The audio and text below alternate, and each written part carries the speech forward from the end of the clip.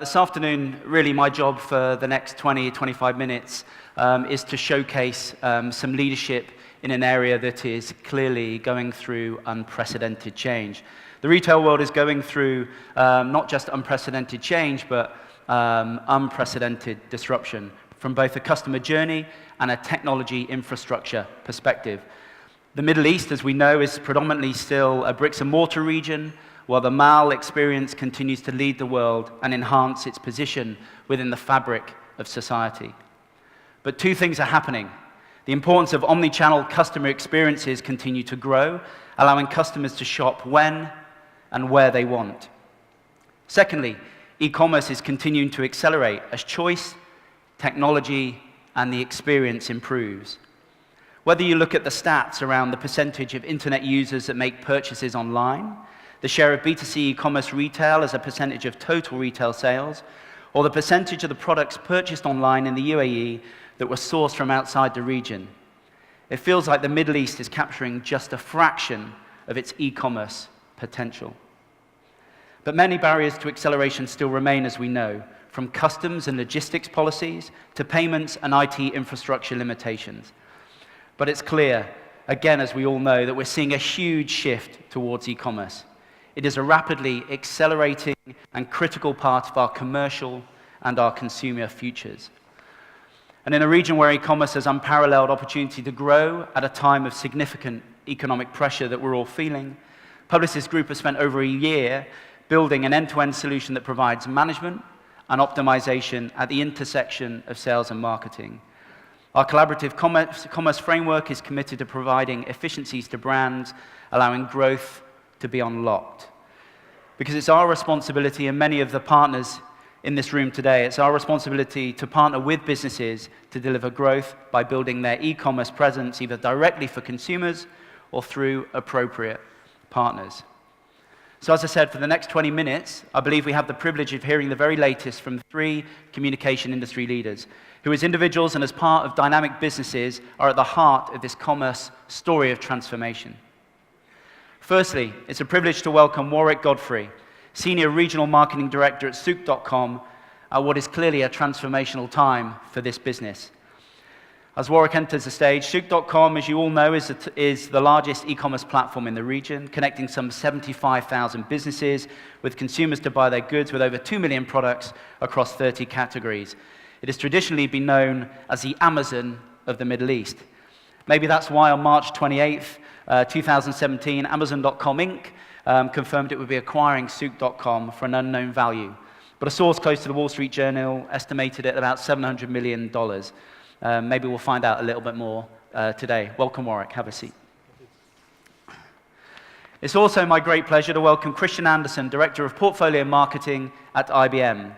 The boring bit is that IBM is a cognitive solution and cloud platform company, whilst also being a major research organization. And interestingly, holding the record for most patents generated by a business for 24 consecutive years. And I think the really interesting part is a clear focus of the business is currently the development of technology and platforms that help drive a seamless and effective customer experience across all channels, enhancing targeting, content, and fulfillment. Christian, very welcome. And last, and by no means least, I'm delighted to welcome Nick McKelvey, Sales and Marketing Director at Yas Marina Circuit, one of the premier entertainment destinations in the region, made famous by the now traditional end-of-season Formula One extravaganza. As one of the most advanced digital communication businesses in the region, Yas Marina Circuit's hashtag Abu Dhabi GP trended as #1 globally on Twitter on race day 2016, generating more than 3 billion impressions. And Nick and his team, who are constantly innovating to drive growth, were the first advertiser in the world to run a Facebook poll yielding more than 1,500 votes in less than 4 hours. While we take our seats, please join me in welcoming our panelists.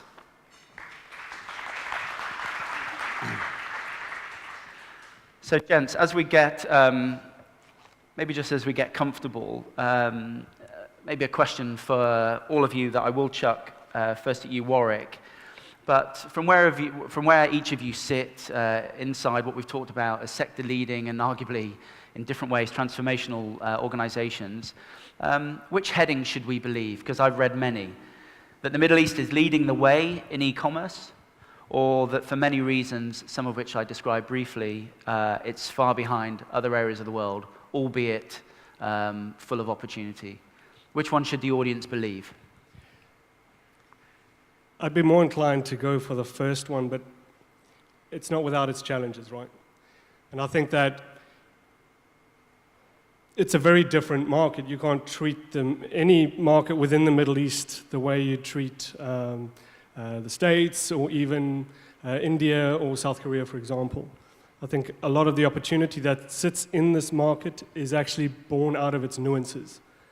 A lot of people say that e-commerce is stifled by the fact of there's cash on delivery, unbanked customers.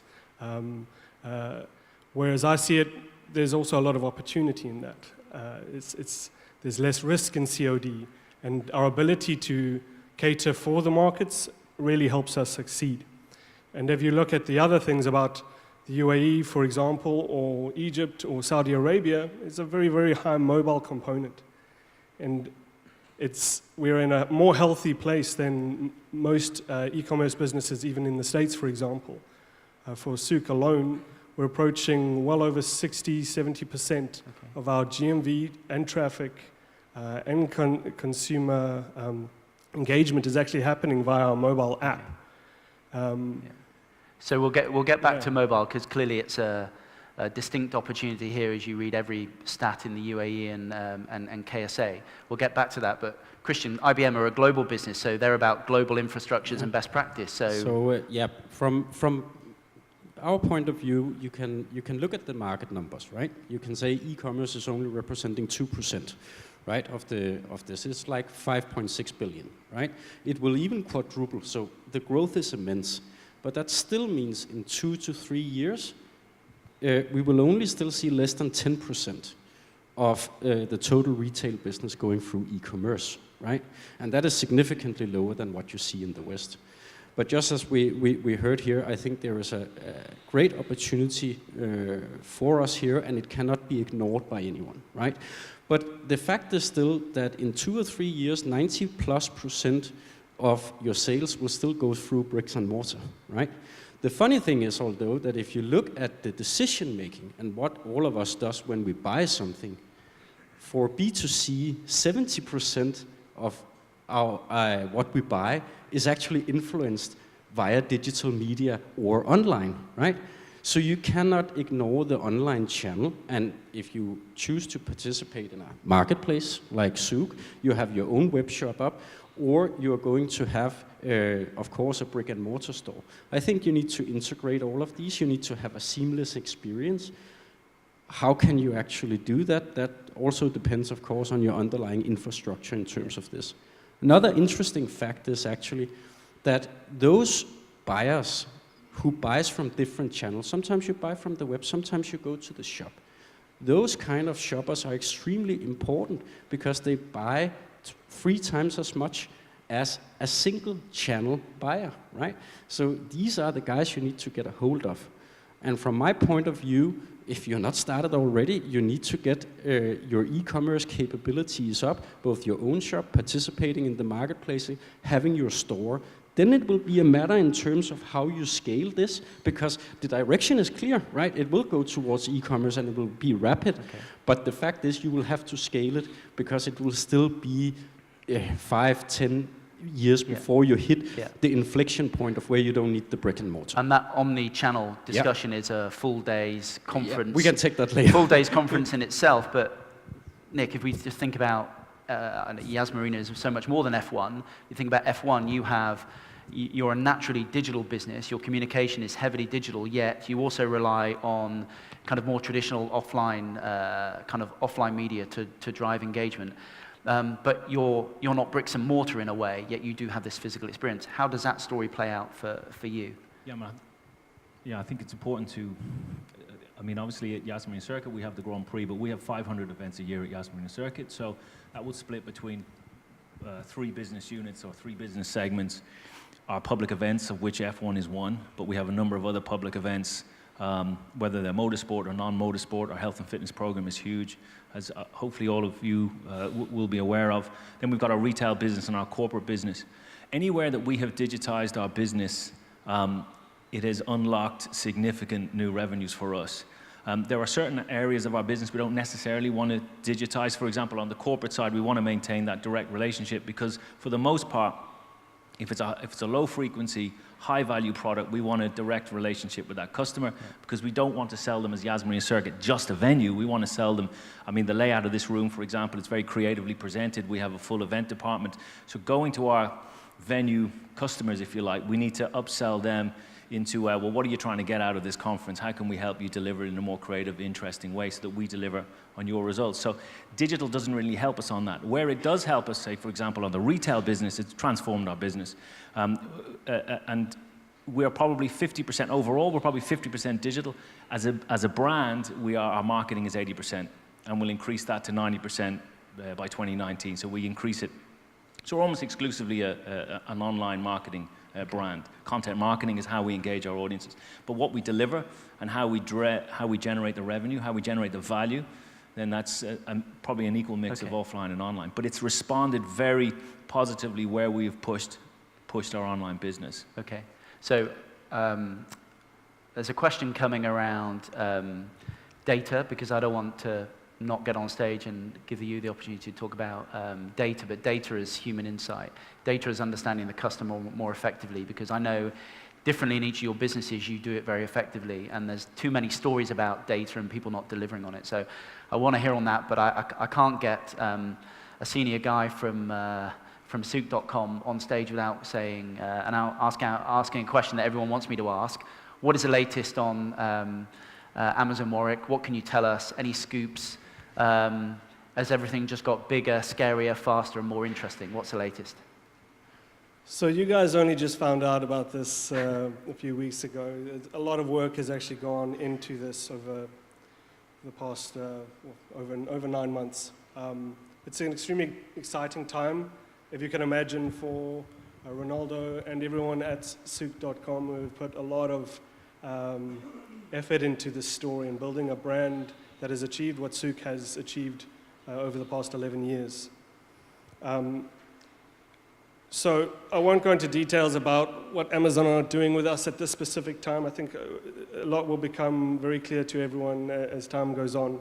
But we're all very excited about it, as it's not only for the people that are involved in the Souk story directly, it's an empowering move for the staff at Souk, for the businesses that we are partnered with, for the marketplace that utilize Souk to grow their businesses. So it's a wider catalyst for the region. It gives the region more confidence, does Absolutely. And if you think about the entrepreneurial ecosystem, it helps beat the path a little bit further for entrepreneurs that are wanting to start up businesses in this region, and to show, yeah, we got issues, but we've got ways of getting around them and through them, and we've created a great success story. And the other part is the confidence in this region. From an investor's point of view, outside investors looking in, and this is happening more and more and more, and now this has already sparked a lot of interest, and as well as local investors, large and small, now have a real feeling of that there's a lot of momentum that has been picked up now. You spoke about 2% of total retail is e-commerce now. All anyone sees now is growth potential. Okay, very good. So we'll hold you on the data question in a sec. So, Christian, I read a few quotes from you, and I think the direction of IBM, and around data and understanding consumers, and then ultimately influencing the consumer experience. There's something really interesting you talked about. You were trying to challenge the model, I think, talking about moving away from B2B and B2C to moving, almost kind of something all-encompassing consumer to business model. What does that mean, and how does data feel that? What does it mean? I think it's a concept that many have tried. If they have succeeded, I don't think that the capabilities has been there, but it's basically having the consumer in the center, right? And the consumer basically, we say design the journey. Of course, you don't sit down with a consumer and design the journey, but you have the ability via understanding the client, based on the data that you have, you are actually able to customize the journey and create those what we call moments of serendipity, where you actually are able to serve up new offers or new experiences for the clients. That foundation, that data foundation you have, lots of people have, maybe they have avoided the data question, but we all talk about a single view of the customer, right? Do you really get it? Well, that doesn't exist, does it? No, that depends, because I would say that what most of the people in the room here is processing is only 20% of the data available, right? That's the structured data. Where is the unstructured data in terms of social sentiment, video, imagery, and all of that? If you can actually put that unstructured data in, make sense of it, and then end of the day serve a better experience for the clients, you are leapfrogging, right? And that's the capabilities where we get into the AI conversation, right? And the choices that people have to make in terms of also making the e-commerce and the online experience and your in-shop experience. How do you apply the artificial intelligence technologies in terms of creating that experience? And if I can round it up, what people have to remember here, and they can question anybody who says we do artificial intelligence, what is the 4 criteria, right? That is that your system learns, right? It's not coded, it can actually learn by itself, right? It understands unstructured data. Not a lot of systems actually can do that. It can reason, meaning that there is a probability for that the recommendations comes up there, and an actual probability for if it's right or wrong. And then you can interact also in natural language. And I think the aspirational goal, and what I haven't seen in the e-commerce sense being surpassed in the last year, is you can view it on YouTube. That is what we did with the North Face, right? Okay. So you can actually, in natural language, interact depending on what you need, where you want to go, at what time. You basically are served up in terms of the gears and closing that you need, like that, in natural language. And again, AI is a conference in itself. That's probably a week's discussion. Yeah. So Nick, over to you. You have figures in your business that are arguably unparalleled in terms of consumer engagement through digital channels, social media. It feels like the heartbeat of your business. How has that, or has that allowed you to understand more about who your existing and potential customers are, and has it allowed you to change your business behavior, never mind your communication behavior? Do you know more about your customers now? Yeah, I mean, I think looking at it from our business, it's strange, because if you look on the media side, how we engage our audiences, how we serve up our messaging, how we take F1 for example, how we will speak to a Lewis Hamilton fan differently than we'll speak to a Ferrari fan, for example. We're getting more and more sophisticated in that capability. In that sense, we've always been about content marketing, but now we're pushing that even harder. We're a content powerhouse. In some respects, we see ourselves as a publisher of media. But then, in a less sophisticated way and less prosaically, you look at inside the business itself, and we've got some very basic technology problems. We have a system. We've got these legacy systems that don't speak to each other.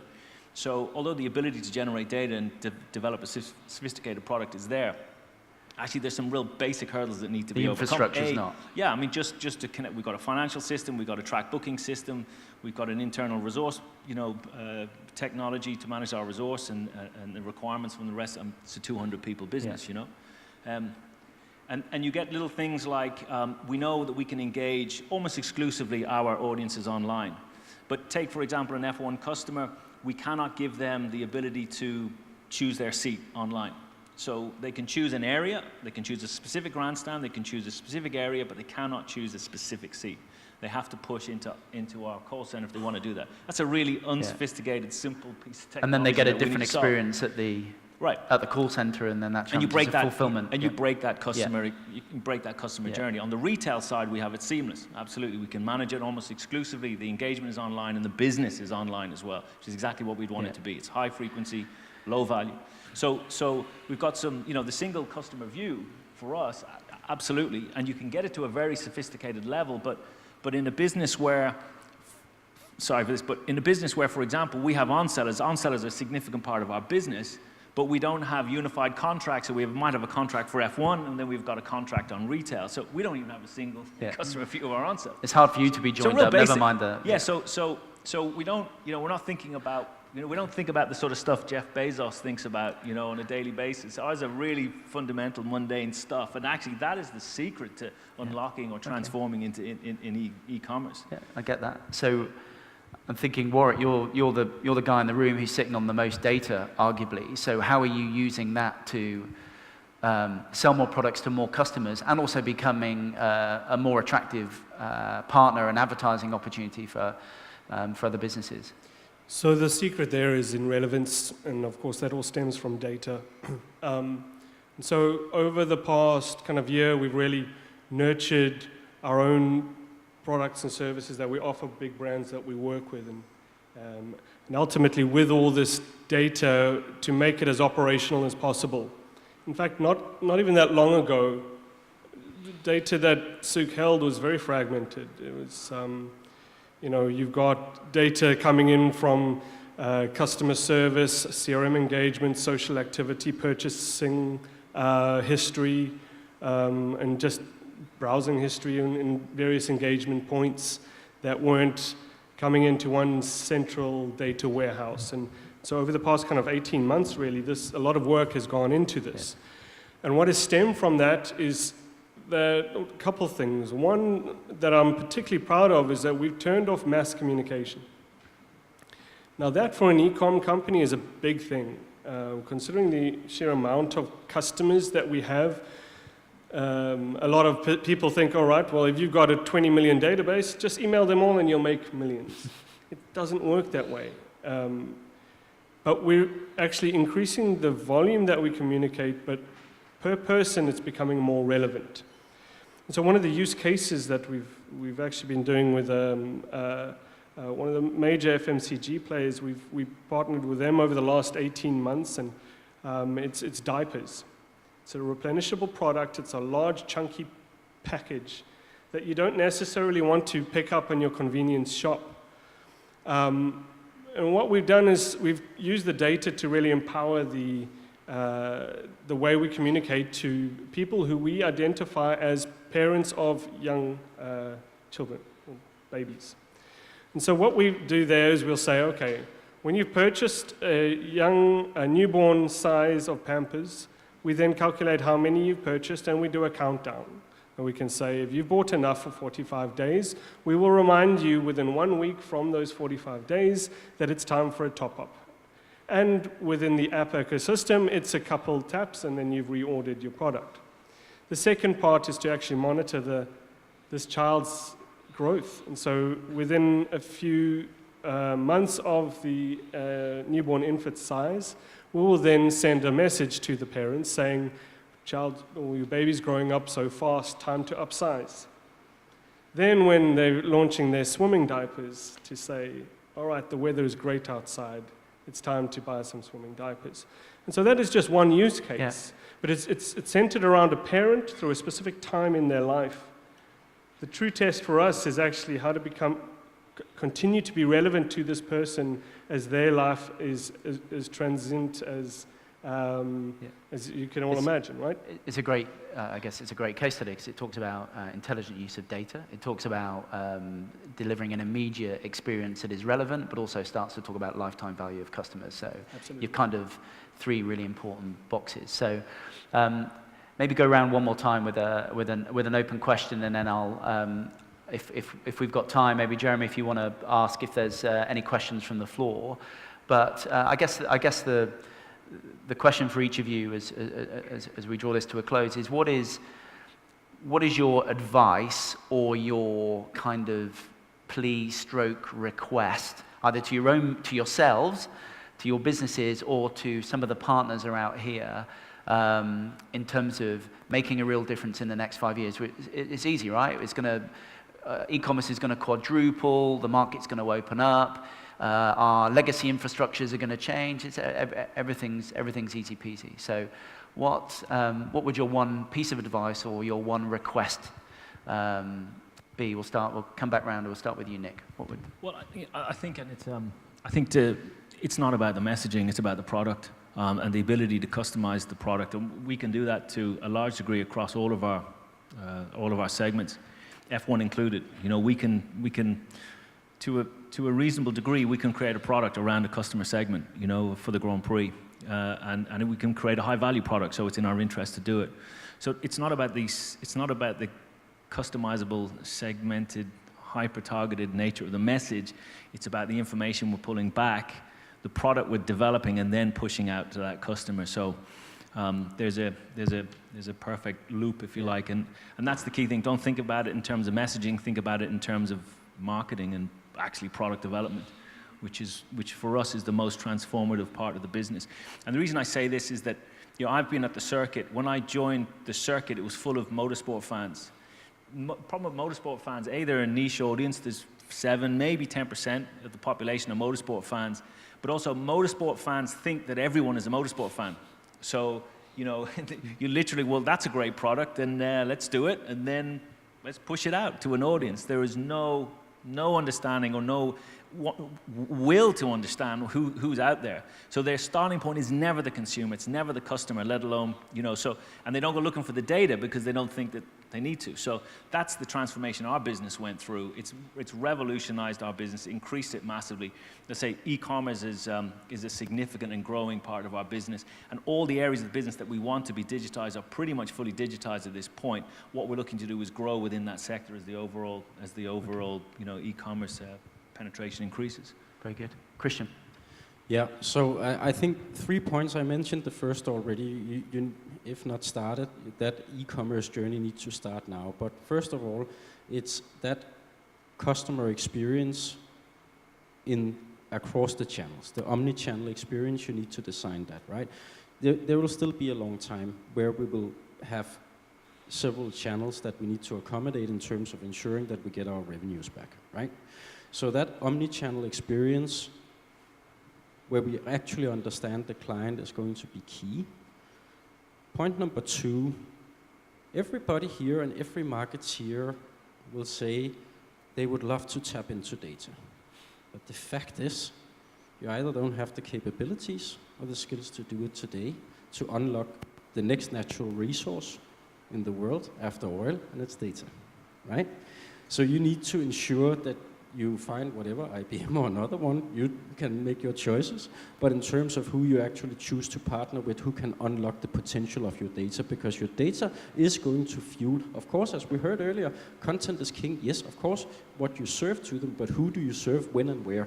And unless you can actually understand that in a fairly sophisticated manner and automate this and continuously have a self-learning optimizing system to do that, you're going to end out of runway or be outmaneuvered by your competition. Okay. So that's my advice. Very good. All right. My thoughts would be that to anyone looking at e-commerce here they should invest in that behavior shift. I think we're in the middle of that shift right now, hence all the exciting moves that are happening within this region. But the shift actually happens slower here, if you can imagine. Souk operating for 11 years, and there's been relative level of competition coming in, some great businesses that have launched in this region and have excelled. But there's still a sluggish behavior change that is happening. And I think that now, with further investment in this region, some more startups that are coming up, some local investment in e-commerce, and also interest from the big global brands that are here, the Unilevers, the P&Gs, the PepsiCo. All of these big brands now have e-commerce divisions in their offices sitting here in the Middle East. And their objective to grow the e-commerce share of total retail is it's phenomenal to see this shift that is happening now over the last kind of 18 months or so. And so I would look at anyone who's looking at e-commerce, just continue to invest in the behavior shift, create cool products and services, be innovative, and look after the customer.